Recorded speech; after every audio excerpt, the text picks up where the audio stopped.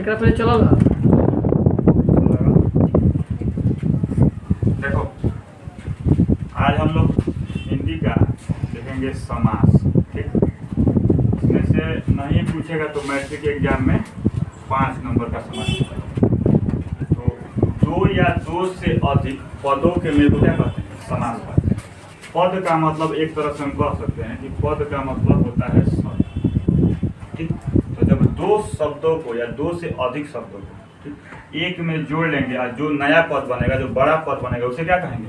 समास कहेंगे। देखो यहाँ पर कंफ्यूजन वाला आता है संधि। तो संधि जो होता है वो वर्णों का मेल होता है। वर्णों के मेल को क्या कहते हैं? संधि कहते हैं। लोग बोल सकता है वर्णों के मेल को क्या कहते हैं? संधि कहते हैं। परीक्षा में कभी कभी संधि भी पूछता है और कभी कभी समास भी पूछता है। तो संधि अगर पूछा तब लिखेंगे कि वर्णों के मेल से जो विकार उत्पन्न होता है उसे संधि कहते हैं। लेकिन अगर समास पूछ दिया तो वहाँ परिभाषा दूसरा होगा, दोनों 5 नंबर का पूछेगा। ठीक, दो या दो से अधिक पदों के मेल या शब्दों से मेल से जो नया शब्द बनता है उसे क्या कहते हैं? समास कहते हैं। ज्यादातर समास से और कोई क्वेश्चन पूछेगा, अगर देखो परिभाषा पूछ दिया और ये सब टोटल पूछ दिया भेद और सही, तो ये पूछेगा 5 नंबर। ठीक, और नहीं तो ये ऑब्जेक्टिव बनाकर पूछेगा कि कोई एगो शब्द दे देगा, जैसे राजपुत्र कौन सा समास है?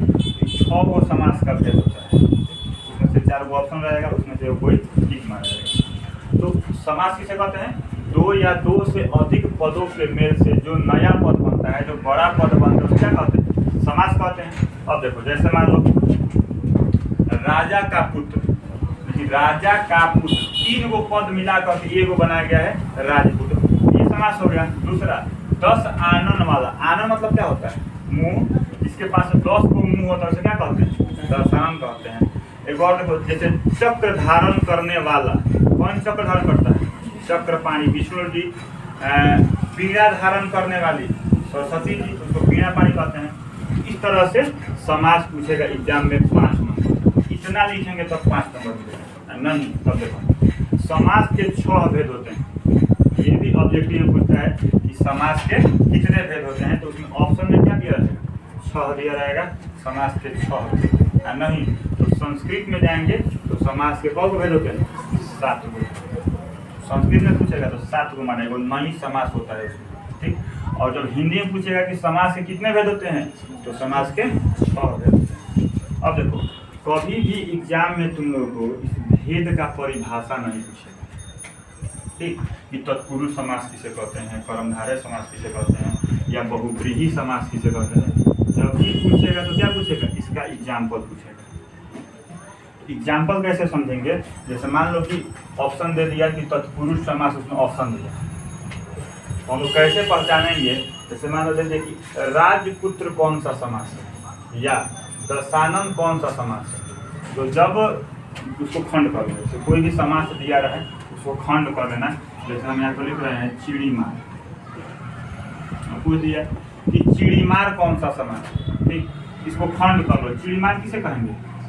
चिड़ियों को मारने वाला, चिड़ियों को मारने वाला। तो चिड़िया मारता है ना गुडल और से, तो चिड़िया को मारने वाला। तो इसमें को आ रहा है ना, तो जब कारक का चिन्ह आ जाए, कारक का कौ चिन्ह होता है? 8 गो। कर्ता, कर्म, करण, संप्रदान, अपादान से अलग, अधिकरण, संबोधन, होता है ना, संबंध का के कीड़ा रेडी होता है। तो अगर हम उसको किसी भी समास को खंड किए, अगर कारक का कोई भी भक्ति आ गया, कारक का अगर कोई भी भक्ति आ जा रहा है उसमें, तो कौन सा समास होगा जी? तत्पुरुष समास हो जाएगा। जैसे राजा का पुत्र, क्या कहेंगे उसको? राजपुत्र। रसोई के लिए घर, रसोई घर, होता है ना।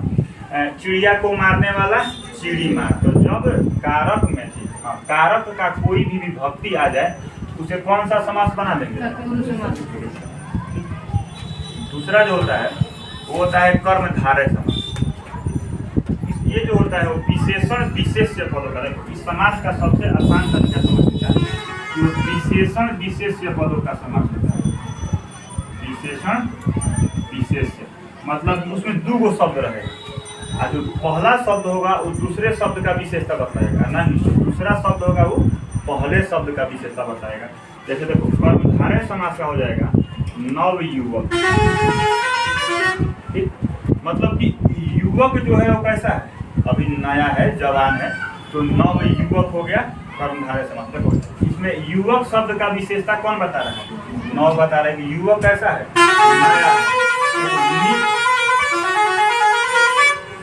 नील कमल, ठीक, उसका कमल कैसा है जी, नीला है, ठीक।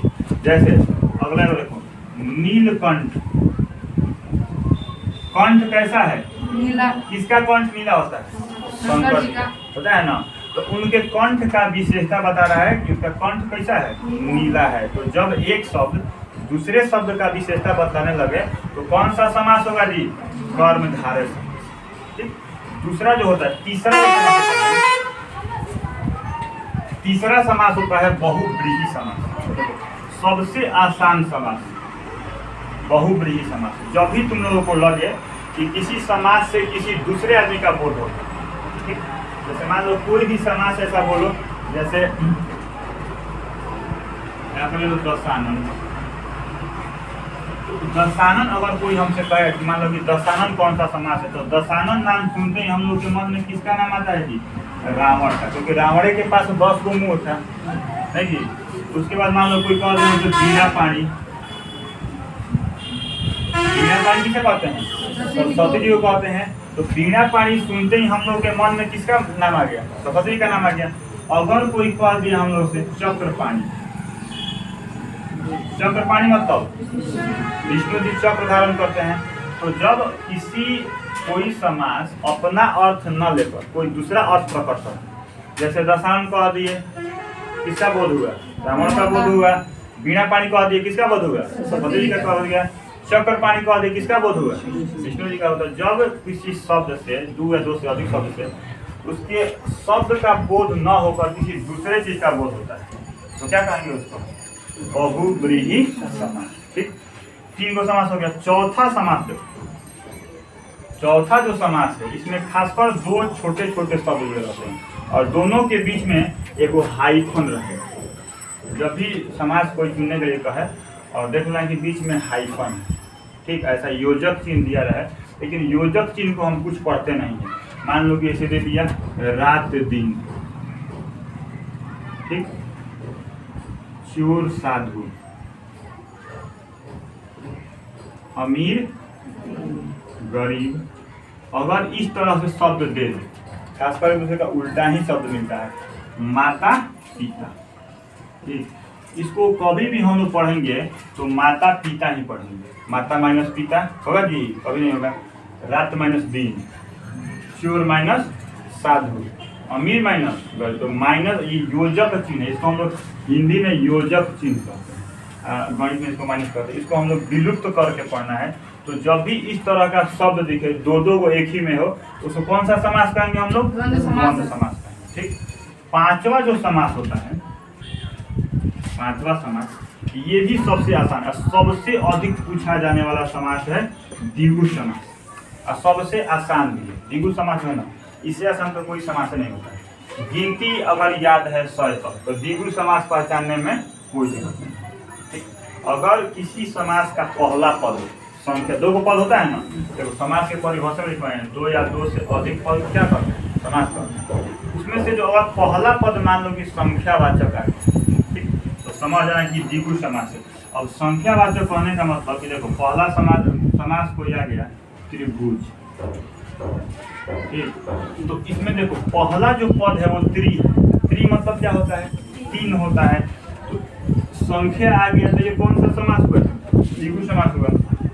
दूसरा हो गया राम जी कहाँ पे ठहरे थे जी, पंचवटी में, इसके आगे कौन सा अंक आ रहा है, 5 आ रहा है, ये कौन सा समास हुआ, द्विगु समास हुआ। तीसरा चौराहा, देखो चौराहा किसे कहते हैं जी, जहाँ 4 गो रास्ता मिला रहता है, 2 गो रास्ता क्रॉस करता है तो उसको क्या कहते हैं, चौराहा कहते हैं। इसके सबसे पहले कौन सा अंक आ रहा है, 4, ठीक। तो जब भी इस तरह का शब्द कोई आए जिसके पहले क्या हो, संख्यावाचक पद हो, उसे कौन सा समास कहेंगे, द्विगु समास। इसके आगे चलते हैं, अंतिम हम लोग समास देखते हैं अव्ययी भाव। अव्ययी भाव कहने का मतलब हो गया कि इसका पहला पद जो होता है अव्यय होता है, ठीक।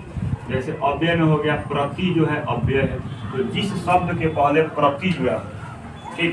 अब प्रति वाला देख लो कौन कौन सा शब्द है, प्रतिदिन, प्रति मास, प्रति व्यक्ति, प्रत्येक, जहां जहां प्रति लगा हो, जैसे मान लो प्रति माह, पता है जी, प्रतिदिन, ठीक, प्रत्येक, इसमें प्रति ही है, प्रति है। इसका बहुत बार एग्जाम पूछता है संधि विच्छेद, तो क्या होता है, प्रति जोड़ एक, क्या हो जाएगा, प्रत्येक हो जाएगा। तो जब भी किसी समास के पहले पहला पद उसका क्या हो जी, अव्यय हो, प्रति हो, नहीं तो यथा हो, नहीं तो आ जन्म, होता है ना, जन्म से कोई अंधारा होता है तो कहते हैं आज जन्मे अंधार, आज जन्मे पूर्वक, यथा से मानो कि यथा भी एगो अव्यय है, तो हो जाएगा यथा संभव, बुझेगा ना जी, यथा शक्ति। तो सिर्फ समास चैप्टर से तुम लोगों को पूछेगा 5 नंबर का एग्जाम, अगर समास मान लो नहीं पूछा, ठीक, तो क्या पूछेगा, संधि, दोनों में से कोई एगो हर शब्द पूछता है, या तो संधि, दोनों एक ही जैसा है। समास का भी परिभाषा जो होता है क्या होता है, दो या दो से अधिक पदों के मेल से जो पद बनता है उसे समास कहते हैं, और दो या दो वर्णों के मेल से उत्पन्न विकार को संधि कहते हैं। ये दोनों में से कोई एक पूछता जरूर है, हर साल 5 नंबर का, 3 नंबर का, 2 नंबर ऑब्जेक्टिव इसमें जरूर पूछेगा।